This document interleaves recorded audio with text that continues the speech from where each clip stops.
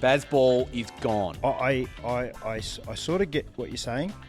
I think Bazball for England isn't the right option, and they need to have a version of Bazball. And this is what I have this question for you about Bazball. Since this Bazball has come in, Brendan McCullum's brought into the English team, be aggressive, get results, quick runs, test finish quicker, whatever it is. So we always get results, get aggressive. Has that changed Test cricket in general? So has everyone else gone, we're watching England play Bazball, blah, blah, blah. Sometimes it's worked, most of the time it hasn't. But have people started to bat quicker? I don't think he can across the board. I don't think he can claim. I don't think the Bazball can claim that. I think that generally speaking, and if you look at it like historically, run rates have actually gone up, and a lot of that's got to do with the amount of cricket that all these players play. And a lot of them play one days, a lot of them play T20 cricket, so a lot of them are generally more aggressive. So I think on the whole, the run rates have increased, generally speaking. In fact, our run rate in this series is higher than theirs. So I don't think that he can claim that. I'm not saying that he's claiming that, but has that, because we have over a period of time, T20s come in.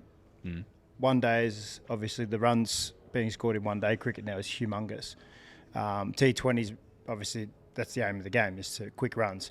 So has that sort of, at this time, has that siphoned into Test cricket? But then Baz has actually come out and he said, this is the way we're going to play.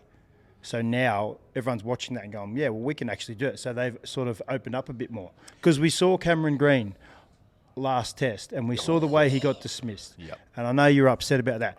Would you play that? Would you play that? Not many people would, but would he even think of playing something like that if this sort of Bazball sort of theory and quick run rate wasn't a thing?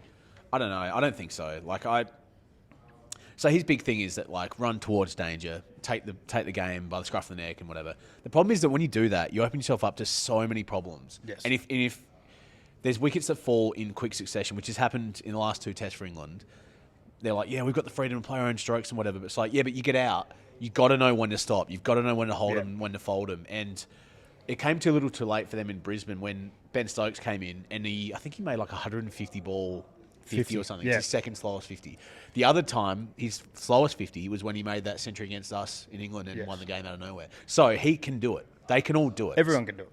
So it's not a skill issue, which must be infuriating as an English fan, knowing that it's a mindset, not a skill issue. Because I would go absolutely spare, knowing that these blokes are doing this deliberately, and they are. So yes, I get that. So your theory is definitely that's spot on. So do you think going into the next test in Adelaide, now that they've seen what Stokes did, and Stokes is the captain, so he's led by example there, and he's made that run. Did you see him after Brisbane?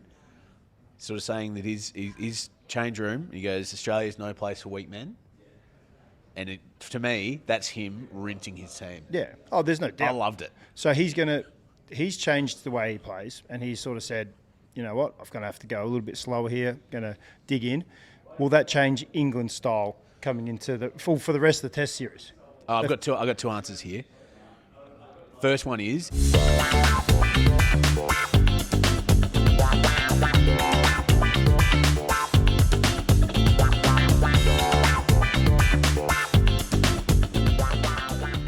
you win some, you lose more. For free and confidential support, call the number on the screen or visit the website.